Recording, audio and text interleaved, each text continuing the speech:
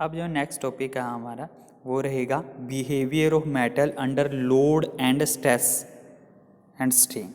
ठीक है, तो सबसे पहले इसका बिहेवियर पढ़ते हैं हम कि कौन कौन सी मटेरियल के बारे में हम स्ट्रेस स्ट्रेन के हेल्प से हम उनके डायग्राम के स्ट्रेस स्ट्रेन कैसे क्या क्या फ़र्क पड़ता है उन मटेरियल पर, तो ये पढ़ेंगे हम इस टॉपिक में। तो सबसे पहले कौन सा मटेरियल है हमारा डक्टाइल मटेरियल। डक्टाइल मटेरियल एक डक्टिलिटी एक प्रॉपर्टी होती है मटेरियल की, वो क्या होती है कि उसके हम टेंशन क्रिएट करेंगे, उसमें खींचेंगे उसको तो हम उसके एक वायर की फॉर्म में चेंज किया जा सकता है। ठीक है, लंबाई में खींचा जा सकता है। तो वो डक्टाइल मटेरियल कौन कौन से होते हैं, एक ब्रिटल होते हैं। ब्रिटल वो होते हैं जो जैसे आपका ग्लास वगैरह है, जो अगर आप टेंशन क्रिएट करोगे उनमें, ठीक है, तो उसकी वजह से वो क्या करते हैं, एकदम ब्रेक कर जाते हैं। तो सबसे पहला जो है आपका डक्टाइल मटेरियल। डक्टाइल मटेरियल के अंडर कौन कौन सा आ गया आपका, जैसे जिसमें सबसे पहला जो पढ़ रहे हैं हम ductile material under load and stress and strain diagram के लिए जो डक्टाइल मटेरियल के अंडर आते हैं, एल्यूमिनियम हो गया, एल्यूमिनियम अलॉयज़ वगैरह हो गए, कॉपर हो गया, ठीक है, माइल्ड स्टील वगैरह, मीडियम स्टील वगैरह जो हो गए, वो सारे जो आपके डक्टाइल मटेरियल हैं। तो सबसे पहले इसमें स्ट्रेस स्ट्रेन कर्व पढ़ रहे हैं डक्टाइल मटेरियल के लिए। देखो सबसे पहले मैंने एक एग्जांपल लिया है, जैसे ये आप ये देख रहे होंगे, ये वाला पोर्शन देख रहे होंगे, ठीक है।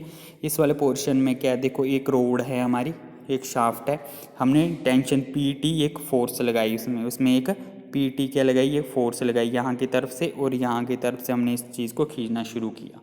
ठीक है, ये डक्टाइल मटेरियल की बनी हुई एक रोड है जिसको हमने यहाँ से ये बाहर की तरफ खींचना शुरू किया, एक यहाँ की तरफ को एक यहाँ की तरफ को। ठीक है, खींचने जैसे हमने खींचना शुरू किया, सीखा मान लो कि ये पॉइंट जो था ओ पॉइंट है आपका, ठीक है, ये कौन सा पॉइंट है, ओ पॉइंट है स्टार्टिंग का, ये ओ पॉइंट से जब हमने खींचना शुरू किया, शुरू करते रहे खींचते रहे तो एक पॉइंट ऐसा आया जो आप ए पॉइंट देख रहे होंगे स्टार्टिंग में, ए पॉइंट जो देख रहे हैं, तो ये है इसके प्रोपोर्शनल लिमिट। प्रोपोर्शनल लिमिट क्या है कि जिसमें एक स्ट्रेस स्ट्रेन के में देख रहे होंगे, स्ट्रेस स्ट्रेन का जो ग्राफ है, इसमें स्ट्रेस जितनी स्ट्रेस बढ़ेगी उतनी इसकी क्या बढ़ेगी, स्ट्रेन भी बढ़ेगी। जितना हम इसमें बाहर के टेंशन क्रिएट करेंगे, शेयर स्ट्रेस मतलब टेंसाइल स्ट्रेस क्रिएट करेंगे, तो इसमें तो इसकी स्ट्रेन क्या होगी, लेंथ भी चेंज होती रहेगी।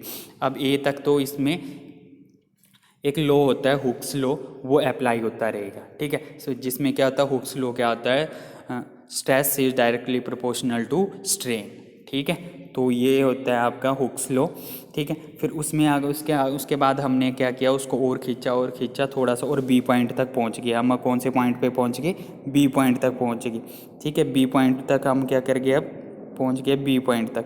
अब बी पॉइंट तक वो पॉइंट है, बी पॉइंट वो कौन सा है, आप यहाँ पे साइड में देख रहे होंगे।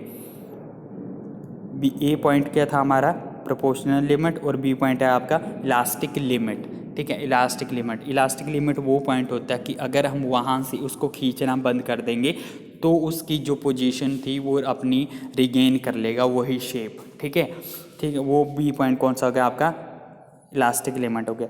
अब नेक्स्ट और खींचोगे, अब वो चेंज होना शुरू हो गया है, उसकी क्या हो गया, अब उसमें क्या बढ़ रही है, देखो स्ट्रेस कम हो रही है, अब स्ट्रेन की वैल्यू क्या और बढ़ रही है। हमने उसको और खींचा तो ऐसा पॉइंट आ गया सी पॉइंट के अपर यील्ड पॉइंट में क्या होता है, इसमें क्या होता है, स्ट्रेस थोड़ी कम हो जाती है, वो स्ट्रेन ज़्यादा होने लगती है। और जो सी पॉइंट के बाद ये ऐसा पॉइंट आ जाता है जिसे बोलते हैं अपर यील्ड पॉइंट। क्या बोलते हैं, अपर यील्ड पॉइंट, जहाँ पे ये आपका फॉर्म चेंज इस फॉर्म में चेंज होने लग जाता है प्लास्टिक स्टेज हुई कि अब वो अपने पोजीशन रिगेन नहीं कर पाएगा अगर हम उसमें से लोड भी छोड़ देंगे। तो उसके बाद जैसे और खींचते गए हम इसको, उस खींचने के बाद क्या आ जाएगा, अब इसमें क्या आ जाएगा, स्ट्रेस हो जाएगी कम और स्ट्रेन की वैल्यू बढ़ती रहेगी। ठीक है, फिर एक पॉइंट कौन सा आ जाएगा, डी पॉइंट। कौन सा पॉइंट आ जाएगा, अब डी पॉइंट, जो आप डी देख रहे हैं, डी आपका लोअर यील्ड पॉइंट। ठीक है, डी क्या आपका लोअर यील्ड पॉइंट, जहाँ पे स्ट्रेस बिल्कुल एकदम जो है आपकी कम हो जाएगी और स्ट्रेन क्या हो जाएगी आपकी बढ़ती रहेगी। फिर उसके बाद क्या होगा, डी पॉइंट के बाद आपका ई पॉइंट आएगा। ई पॉइंट में जब तक ई पॉइंट में पहुंच जाएगा मतलब आपकी स्ट्रेस क्या हो जाएगी, कांस्टेंट रहेगी, डी टू ई। ठीक है, डी टू ई की आपकी स्ट्रेस क्या रहेगी, कांस्टेंट रहेगी और स्ट्रेन क्या रहेगी, बढ़ती रहेगी। उसके बाद आपका पॉइंट ई आ गया। ई को हमने क्या बोले, ई जो है आपका डी और ये लोअर यील्ड पॉइंट के आगे। उसके बाद हमने और खींचा, उसको और खींचते गए, टेंशन क्रिएट करते तो वो एफ पॉइंट पे आ जाएगा, जिसे बोलते हैं अल्टीमेट स्ट्रेस पॉइंट। जहाँ पे क्या होगा, अब ई पॉइंट से क्या होगा, धीरे धीरे स्ट्रेस बढ़ना शुरू होगा शार्पली, और वो और लेंथ तो बढ़ती रहेगी, स्ट्रेन भी बढ़ी रही है। इसमें क्या होगा, एकदम जो है स्ट्रेस बढ़ना शुरू होएगी दोबारा से एफ पॉइंट तक, जो आप देख रहे होंगे एफ अल्टीमेट स्ट्रेस पॉइंट। फिर उसके बाद क्या होगा, जब आप छोड़ दोगे उसको तो जी पॉइंट, फिर उसके बाद क्या हो जाएगा, स्ट्रेस के दोबारा एफ पॉइंट के बाद क्या है,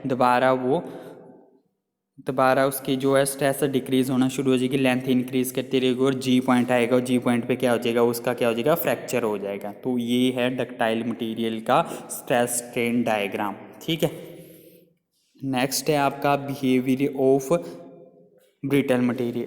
क्या है, बिहेवियर ऑफ ब्रिटल मटेरियल। अब बिहेवियर ऑफ ब्रिटल मटेरियल कैसा है, देख रहे हो, देखो इसमें तो था कि भी हमने जो आपका डक्टाइल मटेरियल था उसमें वो क्या हो रहा था कि भी इलास्टिक लिमिट आई, फिर प्लास्टिक स्टेज में चला गया, फिर जाके वो फिर उसमें से यील्ड पॉइंट वगैरह है, तो वो उसके बाद फिर वो ब्रेक हुआ। बट इसमें क्या होता है, brittle there is no obvious yielding and relatively little plastic strain deformation. इसमें स्ट्रेस स्ट्रेन डायग्राम इसमें थोड़े प्रोपोर्शनल लिमिट थोड़े बढ़ेगी, फिर इसकी इलास्टिक स्टेज आएगी। ठीक है, इलास्टिक स्टेज ये कि उसके बाद जब इसकी प्लास्टिक स्टेज आना शुरू होगी तो एकदम ब्रेक कर जाएगा। इसमें कोई यील्ड पॉइंट नहीं आएगा, जिसमें स्ट्रेस स्ट्रेन बढ़ने का कोई ये नहीं हो गया, एकदम टू ब्रेक कर जाएगी। तो वो आप कांच वगैरह को देखते ही होंगे, जिसमें कांच में एकदम जब आप खींचते हो या उसको कंप्रेस करते हो तो वो एकदम क्या कर जाता है, ब्रेक कर जाता है। तो इससे जो ये ब्रिटल मटेरियल होते हैं, इनका जो है आपका ये फ्रैक्चर पॉइंट जल्दी आ जाता है, मतलब। ठीक है, तो ये आपका बिहेवियर है ब्रिटल मटेरियल का स्ट्रेस स्ट्रेन डायग्राम में। फिर अब थर्ड जो है आपका, अब ये stress strain curve for different engineer material. Different engineer material का आप देख रहे होंगे, ये डायग्राम बहुत अच्छी तरह से समझाया कि सभी मटेरियल का अपना अपना स्ट्रेस स्ट्रेन डायग्राम बनता है। ठीक है, यहाँ की तरफ आप देख रहे होंगे, यहाँ की तरफ है हमारी स्ट्रेन और यहाँ की तरफ है स्ट्रेस। तो ये देखो, जो प्योर एल्यूमिनियम है तो उसके लिए लाइन ये अलग सी बनी हुई है, मैग्नीशियम अलॉय के लिए अलग है, स्ट्रॉन्ग ग्रे का के लिए अलग है, एल्यूमिनियम अलॉय के लिए अलग है, ये मोलिब्डेनम के लिए अलग है। तो सभी के लिए जो आपकी स्ट्रेस स्ट्रेन डायग्राम होती है वो अलग अलग क्रिएट होती है, क्योंकि वो मटेरियल अलग अलग है, उनके एटम्स, एटॉमिक क्रिस्टल स्ट्रक्चर जो है वो अलग अलग है, तो उनका जो स्ट्रेस स्ट्रेन डायग्राम भी अलग अलग होती है। ठीक है, नेक्स्ट है आपका फेलियर मैकेनिज्म फ्रैक्चर। जो फेलियर जो होते हैं वो किस कारण होते हैं। इन जो material failure is the less of the carrying capacity of the material. ठीक है, जो इंजन मटेरियल होते हैं, लोड कैरिंग कैपेसिटी जो होती है मटेरियल की वो क्या होती है, लेस होती है, तो इसलिए हम क्या करते हैं, उनमें फ्रैक्चर वगैरह आने के चांसेस वगैरह हो जाते हैं पहले। ठीक है, फेल होने से पहले वो क्या हो जाते हैं, फ्रैक्चर हो जाते हैं वगैरह। ठीक है, तो fracture is the local separation of object of material into 2 और मोर पीसेस तक। जब फ्रैक्चर आता है तो उसमें 2 और मोर पीसेस में वो क्या हो जाते हैं, डिस्टोर्ट हो जाते हैं। ठीक है, तो इसमें अब इसमें देखो depending upon the ability of the material to undergo plastic deformation. सभी मटेरियल की अपनी अपनी एबिलिटी होती है, प्लास्टिक डिफॉर्मेशन होती है। ठीक है, फ्रैक्चर से पहले तो सबसे पहला है डक्टाइल फ्रैक्चर, नेक्स्ट है आपका ब्रिटल फ्रैक्चर। ठीक है, तो अब इसमें सबसे पहला जो फ्रैक्चर है वो पढ़ रहे हैं हम, डक्टाइल फ्रैक्चर। अब डक्टाइल फ्रैक्चर कैसे होता है, it is a ductile fracture, extensively plastic deformation take place before the fracture. ठीक है, सबसे पहले फ्रैक्चर एकदम फ्रैक्चर नहीं हो जाता है। जो डक्टाइल मटेरियल होते हैं उसमें सबसे पहले क्या आती है, उसमें वो प्लास्टिक स्टेज में जाता है। ठीक है, उसकी शेप चेंज हो जाती है, फिर उसके बाद ही उसके जब उसकी स्ट्रेस और बढ़ जाती है, हम स्ट्रेस ज़्यादा क्रिएट कर देते हैं उसमें, या उस मटेरियल में स्ट्रेस ज़्यादा क्रिएट हो जाती है, तो उसके कारण बाद में फिर वो क्या कर जाता है, फ्रैक्चर होता है। तो सबसे पहले वो प्लास्टिक में जाएगा, फिर प्लास्टिक में, फिर वो उसके बाद ही उसका फ्रैक्चर होगा। ठीक है, द टर्म रप्चर और डक्टाइल रप्चर, एक रप्चर जो आपके रप्चर बोलें या डक्टाइल रप्चर बोलें, describe the ultimate failure of the tough ductile material loaded in tension. देखो आप जो रप्चर वगैरह जो होता है, अल्टीमेट फेलियर होता है किसी डक्टाइल मटेरियल का, किसके कारण होता है वो, टेंशन के कारण, other than the cracky material अपार्ट्स, ठीक है। तो वो डक्टाइल मटेरियल का किसके अल्टीमेट फेलियर के कारण होता है वो, ठीक है। वो एकदम क्रैक नहीं कर जाता है, ठीक है, जब खींचने से खींचा और एकदम टूट नहीं जाता, पुल अपार्ट्स लिखा हुआ है ना। तो अब इसके करैक्टरिस्टिक्स पढ़ते हैं। अब हम क्या पढ़ रहे हैं, इसके करैक्टरिस्टिक्स पढ़ते हैं। तो करैक्टरिस्टिक्स सबसे पहले कहते हैं extensive plastic deformation ahead of the crack, ठीक है। जो प्लास्टिक डिफॉर्मेशन, क्रैक से पहले क्या आ जाती है, प्लास्टिक डिफॉर्मेशन आती है, फिर ये क्रैक होता है। नेक्स्ट है आपका crack is the stable resist further extension supply stresses increase. ये कह रहे हैं जो क्रैक जो होगा वो स्टेबल होता है, ठीक है, रजिस्ट वो उसके बाद वो एक्सटेंशन ही होगी उसमें, उस मटेरियल में, ठीक है। नेक्स्ट है आपका ब्रिटल फ्रैक्चर, नेक्स्ट है आपका ब्रिटल फ्रैक्चर। अब in brittle fracture no apparent plastic deformation take place before fracture, ठीक है। जो इसमें क्या होती है, कोई प्लास्टिक फॉर्म नहीं होता, प्लास्टिक स्टेज नहीं आती, ठीक है, ठीक है, कि भी उसकी शेप चेंज होगी, वो एकदम ही क्या कर जाए। In brittle crystalline material fracture occur by cleavage और क्रीवे रस्ट ऑफ दी टेंसाइल स्ट्रेस, ठीक है। दो आपका फ्रैक्चर जो होता है इसमें वो किसके कारण होता है, टेंसाइल स्ट्रेस के कारण होता है, और एकदम जो मटेरियल वो क्या हो जाता है, एकदम ब्रेक कर जाता है, या फिर बोल लें कि उसमें एकदम ब्रिटल फ्रैक्चर हो जाता है। जैसे आपका ग्लास वगैरह हो गया या कास्ट आयरन वगैरह जो हो गया, वो इसके एग्जाम्पल हैं ब्रिटल मटीरियल के।